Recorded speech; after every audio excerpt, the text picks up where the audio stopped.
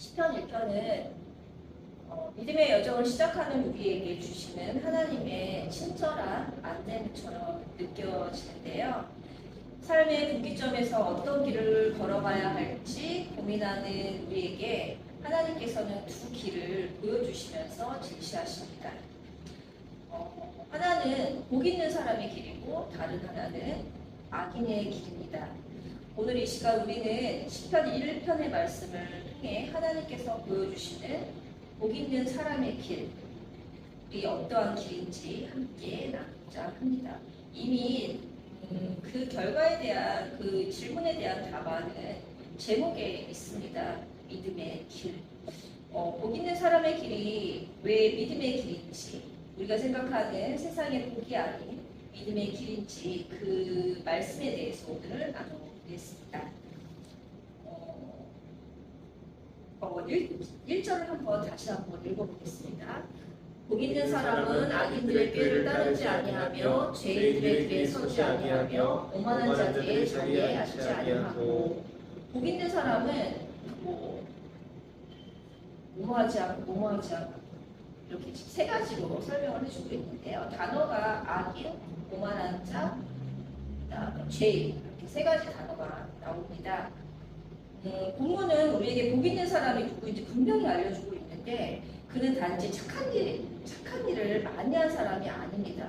이 단어에서 알 수 있듯이 악인의 꾀, 죄인의 길, 오만한 자의 자리를 따르지 않는 자, 곧 하나님을 떠나지 않는 사람이라고 나타내주고 있습니다. 우리가 흔히 아는 구글링이나 네이버에서는 너무 정확하게 의미를 설명해주고 있어요. 그래서 우리가 그런 지식들이 너무 머리에 꽉 박혀 있으니까 악인, 나쁜 사람, 죄인, 죄 짓는 사람, 이렇게 머리에 굉장히 강렬하게 잡혀 있습니다. 그렇지만 말씀의 여러 곳에서는 성경적인 의미를 분명히 말씀해 주시고 있거든요. 그래서 일단 먼저 예레미야서에서 말씀을 좀 찾아보겠습니다. 예레미야서 2장 19절 말씀을 한번 찾아보겠습니다.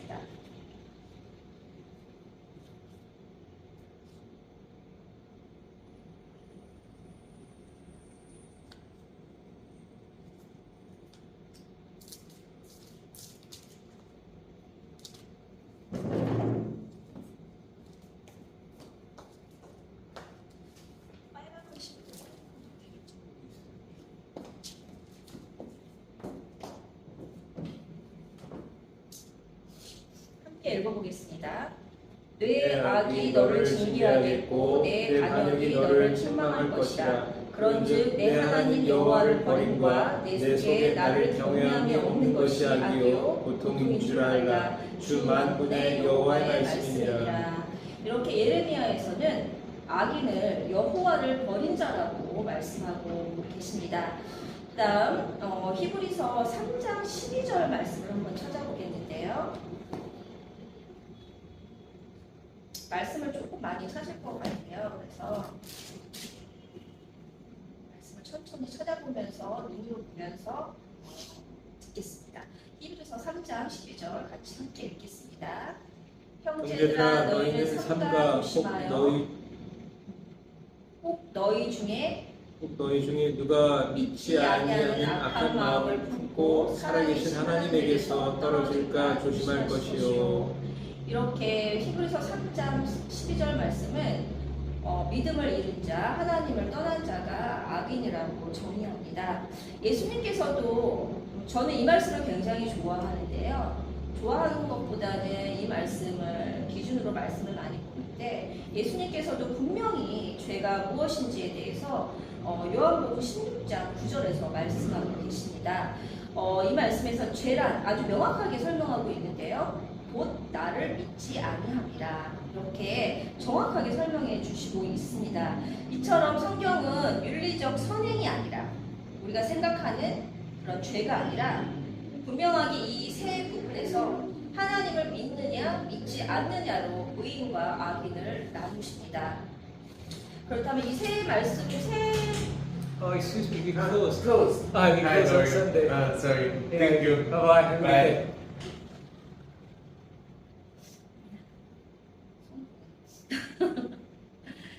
이 세 구절 구절로는 조금 부족하고 미흡하니까 말씀을 좀 더 찾아볼 텐데요. 세 군데 정도를 더 찾아볼 거예요. 먼저 말라기 3장 18절 말씀을 읽어보겠습니다. 그때 너희가 돌아와서 의인과 악인을 분별하고 하나님을 섬기는 자와 섬기지 아니하는 자를 분별하리라. 이렇게 말라기서 3장 18절에서는 하나님을 섬기는 자와 섬기지 않는 자를 의인과 악인으로 분별하고 있습니다. 다음에 시편 78편을 읽어보겠는데요. 78편 8절에서는 하나님을 거역하는 자를 완고한 자라고 그렇게 설명하고 있습니다. 한번 같이 읽어보겠습니다. 그들의 조상들 곧 완고하고 패역하여 그들의 마음이 정직하지 못하며 그 심령이 하나님께 충성하지 아니하는 세대와 같이 되지 아니하게 하려 하심이로다. 이렇게 하나님을 거역하는 자를 완고하고 패역한 자라고 설명하고 있습니다. 마지막으로 히브리서 3장인데요. 3장 전체에서는 이런 완고함을 불순종의 죄라고 설명하고 있습니다. 이렇게 많은 부분에서 신약과 구약을 통틀어서 이보다 또 훨씬 더 많은데 제가 오늘은 한 6구절 정도만 찾아봤는데요. 이렇게 많은 부분에서 하나님께서는 악인과 죄인을 설명해 주시고 있으세요. 결국 악인과 죄인은 하나님의 말씀을 거부하고 믿지 않는 사람들이라고 설명을 해주고 있습니다. 그래서 우리의 머릿속에서는 성경적인 죄인과 악인을 네이버적으로 어려서부터 배우고 습득해온 그 지식을 지워버리시고 성경적인 죄인과 악인을 다시 입력을 하셔야 돼요. 그래야지만 말씀을 읽어가는 데 있어서 성경적인 하나님이 말씀하시는 진리를 찾아가기가 훨씬 더 수월합니다.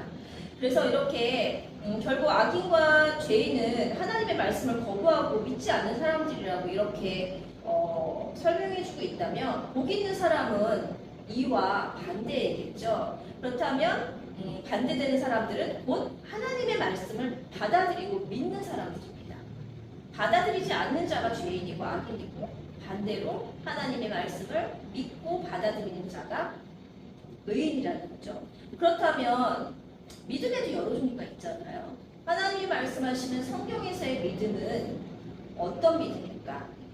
우리가 가져야 할 믿음은 무엇일까? 이 믿음에 대해서 한번 나눠보겠습니다. 우리가 가져야 할, 하나님의 자녀로서 가져야 할 믿음은 막연한 종교적 감정이 아닙니다. 믿어야지 해서 믿어지는 그런 종교적 감정이 아니거든요. 그 믿음은 예수 그리스도를 믿는 것입니다. 이게 신비이고 이게 기적입니다. 근데 이게 참 분별하기가 되게 어려워요.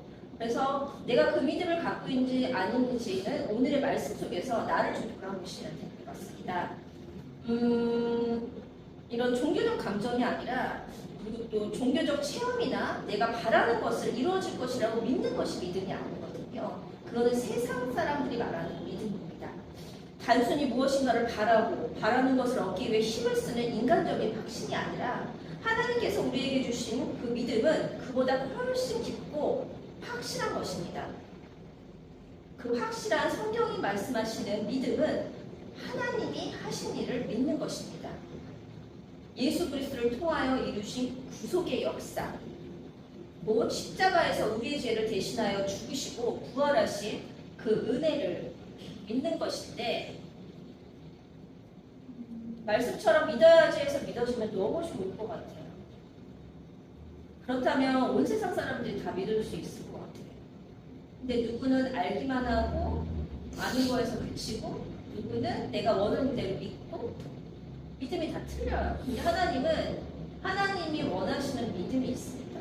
그 믿음이 우리 안에 있어야지 하나님이 선물로 주신 믿음이거든요.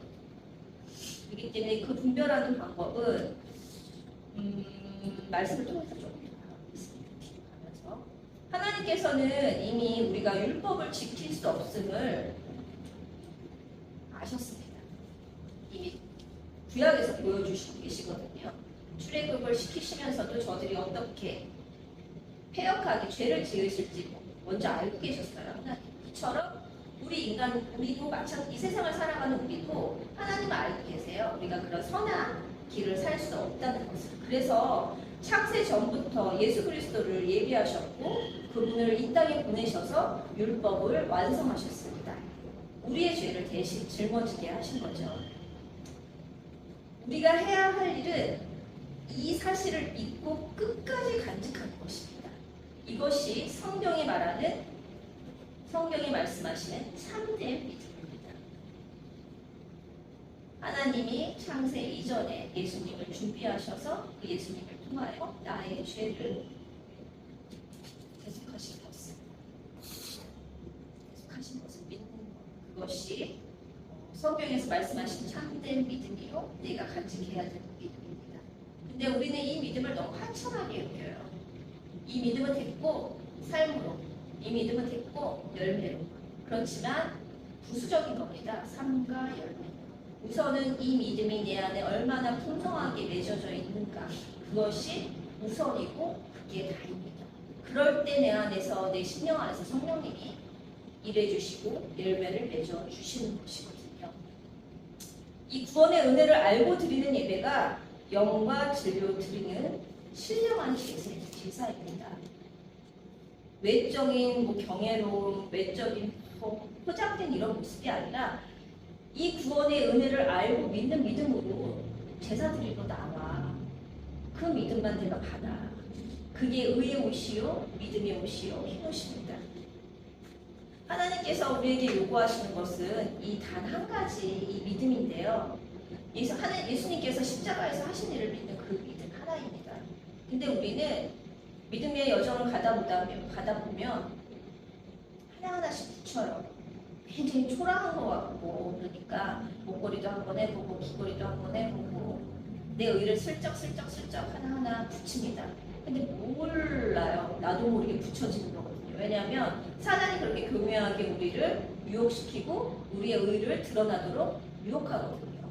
그렇기 때문에 깨어있지 않으면, 말씀 안에 깨어있지 않으면 나도 모르게 하나님이 입혀주신 하얀 옷에 검정 점이 붙어가는지를 모르고 있는 거죠. 그렇기 때문에 하나님께서는 우리한테 이 믿음을, 내가 너에게 선물로 준 믿음의 옷, 가죽옷, 세마포옷, 흰옷, 이것을 지켜내라고 말씀하고 있습니다. 그렇다면 이 믿음을 표현하는 삶은 어떻게 드러날까요? 내가 하나님을 사랑한다는 그 믿음의 표현은 무엇으로 드러날까요? 그것은 시편 1편 오늘의 말씀 2절에 있습니다. 한번 같이 읽어보겠습니다.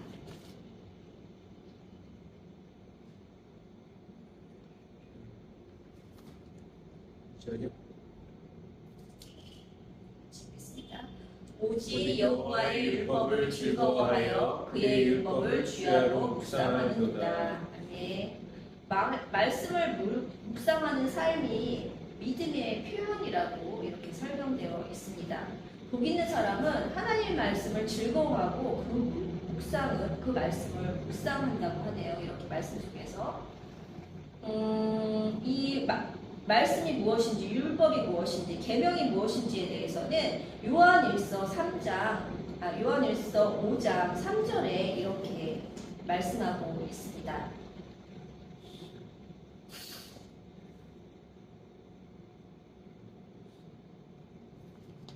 요한일서 5장 3절.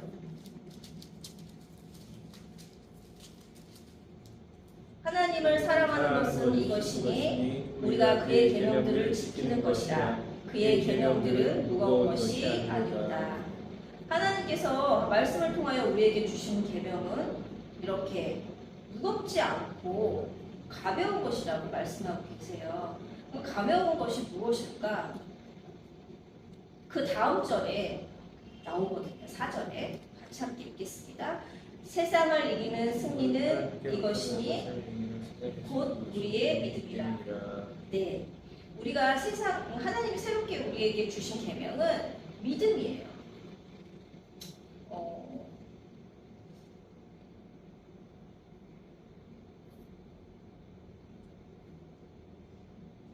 예수 그리스도께서 하나님의 아들이심을 믿는 자가 세상을 이기고 이 믿음이 하나님의 계명이며 하나님의 율법이며 새 언약입니다.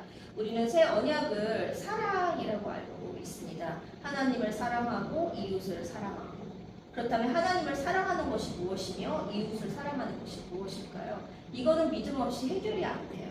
하나님이 우리한테 주신 언약을 믿고 그 언약을 전하는 것이 하나님의 계명을 이행하는 것이거든요. 그 언약이 새 언약이거든요. 새 언약이 예수 그리스도를 통하여 우리에게 주신 복음입니다. 그 복음을 믿는 것이 하나님을 믿는 것입니다. 왜? 하나님께서는 이 아들의 말을 들으라고 명령을 하세요. 이 아들의 말을 들어라. 이 아들의 말씀은 하나거든요. 복음이거든요. 하나님의 말씀을 듣는 것이 이 아들의 말씀을 듣는 것이고 이것이 하나님을 사랑하는 길입니다. 그렇기 때문에 이 사랑을 실천하는 것은 무엇이냐? 이웃을 내 목숨같이 사랑하는 것이 무엇이냐? 이 생명을 전하는 것입니다. 그래서 그 생명을 어둠에서 사망에서 빛으로 인도하는 것이 내 이웃을 사랑하는 길입니다. 내가 이 이웃을 사랑해서 이 생명을 주지 않으면 이 생명은 이 이웃은 어둠에 거할 것이고 빛의 빛으로 건너가지 못하거든요. 그렇기 때문에 이 생명을 전하는 자가 있어야 되고 이 생명을 경험한 자만이 들은 자만이 빛으로 건너갈 수 있는 것이거든요. 이것이 이웃을 사랑하는 것이요 생명을 살리는 사역자요 그 다음에 우리의 영원한 사명입니다. 예수님께서 죽기 전에 내 양을 먹이라고 하셨거든요. 그 명령을 하셨거든요. 그렇기 때문에 우리가 해야 할 일은 이 생명을 살리는 일입니다. 그렇지만 무조건 말씀 준다고 그래서 말씀을 얻어서 먹으면 너무 좋겠죠. 그렇지만 그 과정에 있는 것들이 피딩이고 그 과정에 있는 것이 이웃에게 육적인 사랑의 실천이 필요한 거죠. 이거는 과정이고 도구이고 우리의 결국은 생명을 살리는 일, 복음을 전하는 일, 생명의 떡을 전하는 일입니다. 이것이 말씀을 다시 돌아가서 예수 그리스도께서 하나님의 아들이심을 믿는 자가 세상을 이기며 이 믿음이 하나님의 계명이며 하나님의 율법이며 새 언약입니다. 조금 지금까지 들은 말씀과는 조금 틀릴 수가 있어요. 새 언약이라는 것은 사랑이다라고 많이 배웠기 때문에 근데 그 사랑도 우리에게 하나님께서 주신 그 믿음이 있을 때 실천할 수 있고 해나갈 수 있고 성령님이 내 안에서 이끌어 주실 수 있습니다. 이렇게 믿음은 열매로 나타나야 되는데 제가 미리 언급한 말씀과 같이 열매는 이 믿음의 열매는 이웃에게 말씀을 복음을 전해서 어둠에 있는 자들을 빛으로 인도하는 길이에요.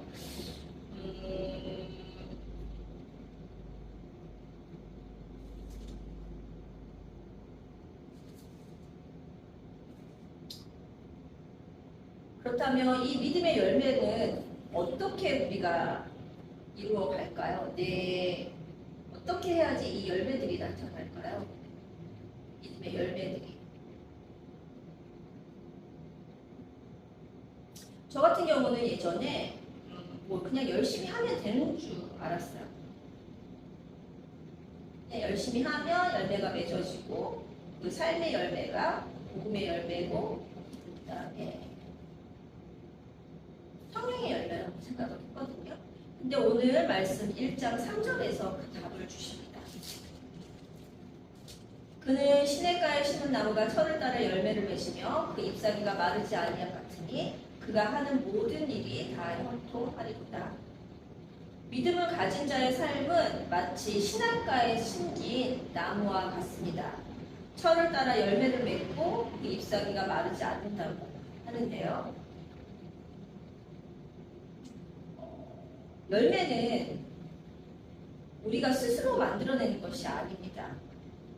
이 말씀은 우리가 지식적으로 너무 많이 알아요. 요한복음 15장 말씀을 통해서 나는 포도나무요 너희는 가지니 하고 우리가 예수님께 붙어있기만 하면 열매는 자연스럽게 맺힌다고는 많이 들어왔고 지식적으로 너무 알아요. 근데 지식적으로는 많이 아는데 분별을 못하는 거죠. 나의 의지, 예수님이 하시는 것인지 성령님이 하시는 것인지 이게 참 어려운 것 같아요. 이거는 말씀으로 나를 계속 단련해 나갈 때 성령님이 내 안에서 충만할 때 깨달아지는 것 같습니다. 그래서 어떻게 하면 열매를 맺는지에 대해서는 말씀에서 명확하게 말씀해 주고 계세요. 요한복음 15장 4절에서 5절 말씀을 보면 제가 읽겠습니다. 내 안에 거하라 나도 너희 안에 거하리라.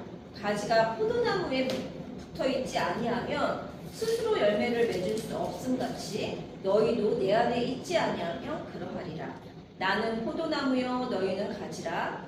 그가 내 안에 내가 그 안에 거하면 사람이 열매를 많이 맺나니 나를 떠나서는 너희가 아무것도 할 수 없습니다. 문자적으로 보면 이런 내용이에요. 예수님께 붙어있으면 영적인 생명력이 유지되고 세상의 풍파에도 흔들리지 않는 평안과 기쁨이 흐르게 된다. 육신적으로 형통하지 않을 수 있으나 하나님과의 관계 속에서 오는 영적인 형통이 우리의 삶을 살아가게 하는 힘이 된다. 그렇지만 문자적으로는 이런데 너무 어려운 것 같아요. 붙어 있는다는 의미도 그렇고 영적인 평안도 중요하지만 우리는 육적인 평안도 굉장히 중요하거든요. 그렇기 때문에 이 두 가지를 다 같이 누리며 살면 좋겠지만 제가 지금까지 하나님은 그렇지는 않으신 것 같아요. 하나님의 자녀를 삼기 위해서 주시는 고난은 분명히 있고 그 고난 가운데 우리를 성장시켜 주시고 그 과정 가운데에서 우리의 신앙의 깊이, 믿음의 깊이가 깊어지는 것 같습니다. 그래서 결국은 우리가 해야 할 일은 포도나무이신 예수님께 붙어 있는 것인데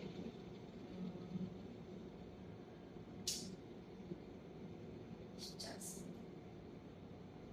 그렇지만 말씀을 통하여 나를 단련시키고 말씀을 통하여 나에게 붙은 검은 점들을 떼어가면서 하나님과 교제하면서 하나님과의 관계 속에서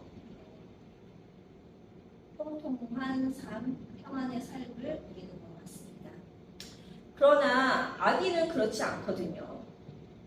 아기는 오늘 말씀을 보면 4절의 말씀을 보면 악인들은 그렇지 아니하며 오직 바람에 나는 겨와 같도다. 악인들은 우리가 갖는 그런 생각을 갖지 못해요. 하나님께 의지해야겠다. 하나님 말씀을 더 깊이 말씀을 통해 하나님을 더 깊이 만나야겠다는 생각을 안 합니다. 환난 속에서. 그들은 결국에는 심판을 견디지 못하고 의인들의 모임에 들지 못하게 됩니다. 왜냐하면 예수님을 믿지 않는 자는 결국 반석 없이 모래 위에 지은 집처럼 무너질 수밖에 없기 때문입니다. 이처럼 믿음 없이 세워진 신앙은 기초 없는 모래 위에 집같이 인생의 폭풍이 닥쳐오면 그냥 무너져 버립니다. 기초가 없으니까. 우리의 믿음도 결국 심판의 날에 믿음이 없는 자는 하나님의 백성의 모임, 의인들의 모임, 총회에 들어가지 못하는데요. 히브리서 12장 23절에서는 의인들의 모임이라는 이 단어가 저는 굉장히 사실은 이 시편의 전체를 읽으면서 가장 많이 와닿는 내용이에요. 의인들의 총회, 의인들의 모임, 장자들의 모임, 이게 뭐지? 12장 23절에서 히브리서 12장 23절에서 보면 하늘에 기록된 장자들의 모임이라고, 우리가 영적인 장자거든요. 하늘에 기록된 장자들의 모임이라고 표현합니다. 이 모임은 믿음으로 구원받은 자들만 들어갈 수 있는 곳입니다. 그렇기 때문에 믿음 없이는 하나님의 자녀도 될 수 없을 뿐더러 천국에 이를 수도 없고, 말씀에서는 믿음이 없는 자를 완전히 망한 자로 표현을 하거든요. 망한 자라고 표현을 하는데 그 망한 자라는 단어가 심판에 이른다는 단어이거든요. 그래서 로마서 6장 23절 말씀에 보면 죄의 싹은 사망이요 하나님의 은사는 그리스도 예수 우리 주 안에 있는 영생이니라. 보면 죄에 대해서 싹시라고 표현을 해요. 싹.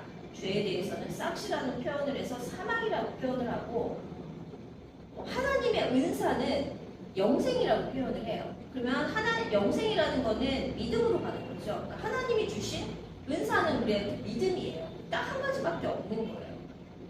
그 앞단어가 있는데 그리스도 예수 주 안에 있는이라고 설명이 되어 있거든요. 그러니까 복음을 믿는 믿음이 은사예요. 최고의 은사. 그 은사만 있으면 우리가 천국을 직행하는 티켓을 얻는 거죠. 그 티켓으로 영생을 얻는 거거든요. 그렇기 때문에 최고의 은사는 하나님의 자녀들을 전도하고 하나님 나라를 확장하기 필요해서 주시는 은사들 말고, 우리가 가장 큰 은사, 하나님이 우리한테 주신, 자녀들한테만 주시는 최고의 은사는 복음을 믿는 믿음입니다. 그 다음에 다른 것들은 부수적인 거예요. 있으면 좋고 없으면 할 수 없고. 그렇기 때문에 이 은사를 가진 자들은 이 땅에서의 복을 누리면서 살아가는 거거든요. 형통의 복, 그 형통은 영적인 형통의 복, 평화, 기쁨, 감사. 그렇기 때문에 어떠한 상황이 돼도, 어떤 어려운 상황이 돼도 이 티켓권을 갖고 있기 때문에, 이 티켓을 갖고 있기 때문에, 천국 시민권의 그 티켓을 갖고 있기 때문에 기쁨을 누리는 거죠. 근데 아직까지 그 기쁨을 많이 못 누린다 그러면 말씀을 통해서 만나야 돼요. 하나님. 왜냐면 하나님은 말씀을 통해서만 만나주시거든요. 시편 이제 마지막 절을 한번 살펴보겠는데요. 시편 1편은 마지막에 이렇게 선언합니다. 무릇 의인들의 길은 여호와께서 인정하시나 악인들의 길은 망하리로다. 하나님은 믿음을 가진 자, 곧 의인의 길을 인정하시고 인도하십니다. 하지만 그 믿음을 끝까지 붙들지 않는 자의 길은 결국 멸망의 길에 이를 수밖에 없습니다. 이 차이는 딱 하나입니다. 믿음과 의인의 차이는 딱 한 가지. 지금까지 말씀을 나눈 공부로 봤을 때 믿음입니다. 악인과 의인의 차이는 믿음.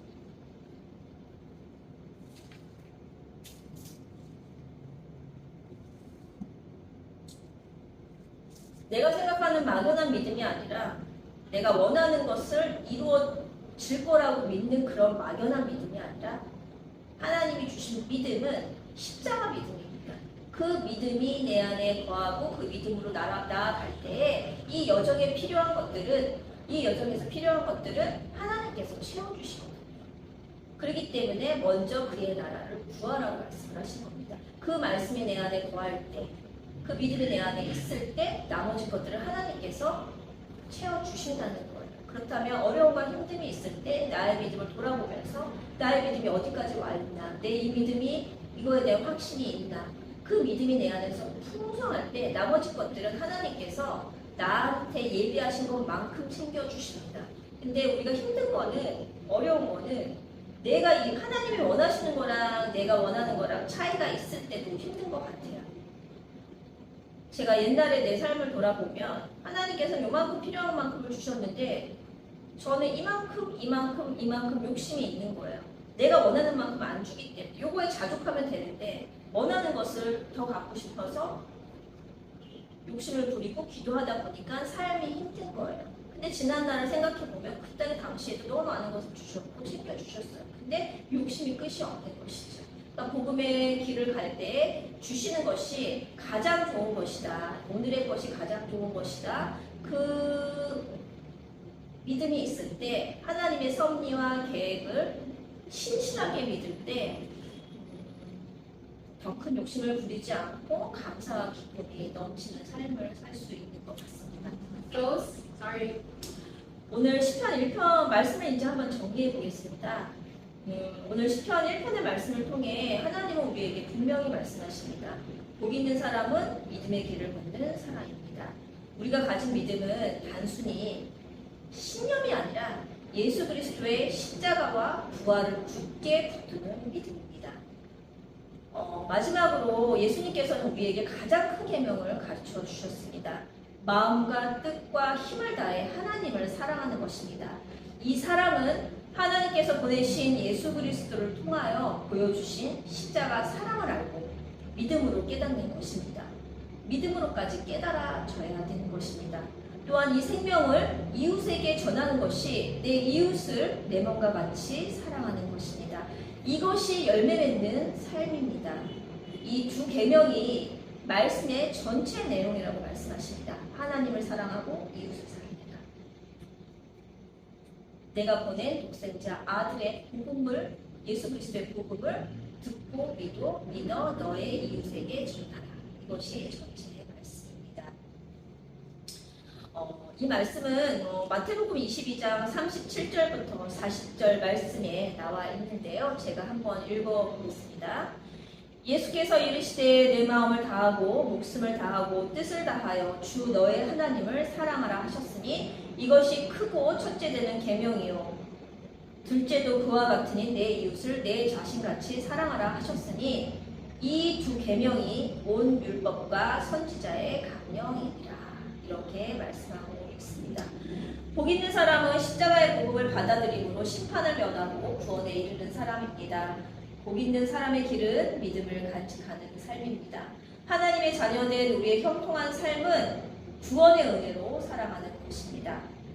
시편 3장 8절 말씀에 구원이 우리에게 주신 복이라는 말씀이 정확하게 한 줄로 설명이 되어 있는데요. 구원은 여호와께 있으니 주의 복을 주의 백성에게 내리소서. 하나님이 우리에게 주신 복은 딱 하나, 구원입니다. 오늘의 말씀 시편 1편을 통하여 다시금 깨닫습니다. 참된 복은 세상이 주는 것이 아니라 하나님 안에 있습니다. 그분의 말씀 따라 예수 그리스도 복음을 믿고 구원의 은혜로 살아가는 자가 성경에서 말씀하시는 진정으로 복 있는 자입니다. 우리 모두가 끝까지 이 믿음을 붙들어 하나님 앞에서 복 있는 자, 의인으로 하나님의 백성으로 살아가기를 간절히 축복합니다. 마지막으로 말씀 한 구절만 읽고 마무리하겠습니다. 요한복음 6장 40절 말씀입니다.